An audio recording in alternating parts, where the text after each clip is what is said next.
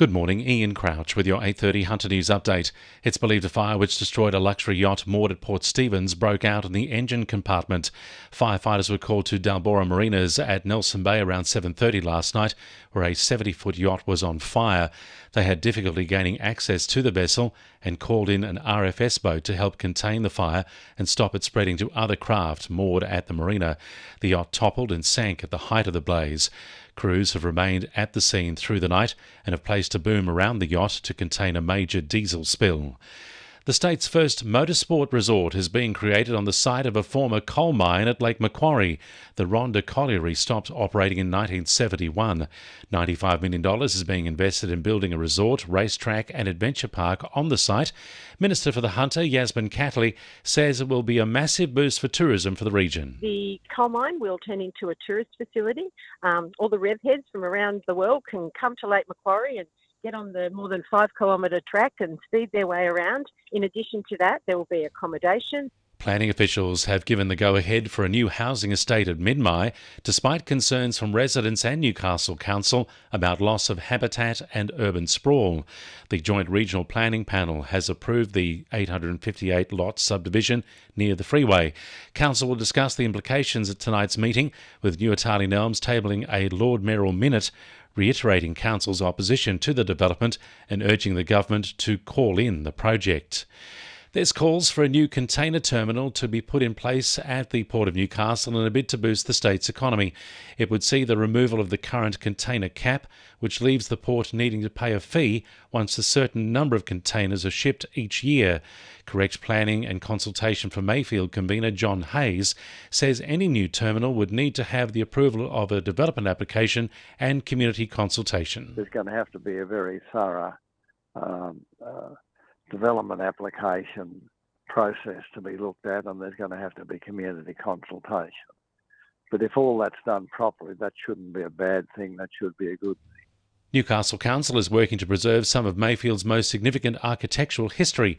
Council has already placed an interim heritage order on what's believed to be the suburb's oldest home at 14 Sunderland Street, the home of former Mayor of Waratah, Thomas Bray. Council has now moved to protect 22 Victoria Street with an interim heritage order, the home considered a rare example of the work of prominent Newcastle architect Frederick George Castledon. The order means no demolition work can be undertaken for 12 months, allowing time for Council to consider applying for a permanent heritage order. Cessnock Council is launching a competition which aims to highlight the importance of teachers and carers in the education and childcare sector. The competition forms part of Council's Support Local campaign, which will see students, parents and carers given the opportunity to provide a shout-out to a teacher or carer in 25 words or less. Mayor Jay Saval says the campaign is one of many. Cessnock Council runs multiple Support Local campaigns.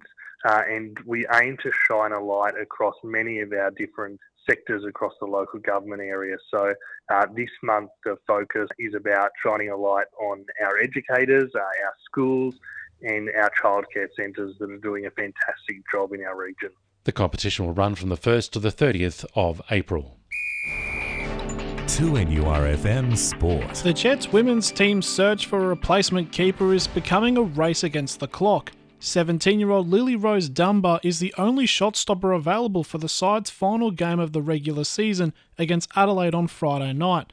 Keepers Lily Nino and Kiara Roche are out due to suspension and injury respectively. Meanwhile, Jets men's captain Brandon O'Neill is focusing on a strong end-of-season run for the team despite the ownership saga. The side has spent the international break training as the side prepares for Saturday's match against Melbourne City. Merewether Surf Club has taken out the Kira Teams Challenge event over the weekend. The competition came down to the final wave where Merewether's Ollie Risenbeck gained a 6.01 score, beating North Narrabeen in the heat and the point score. And the Knights have until noon today to submit their plea to the NRL judiciary regarding the dangerous contact offence by forward Leo Thompson. That's sport. I'm Jessie Dennett. And the winning numbers in Monday Lotto are 4, 11, 19, 31, 32 and 35, and the supplementaries are 25 and 43. And now you're up to date with the latest 2NURFM Hunter News.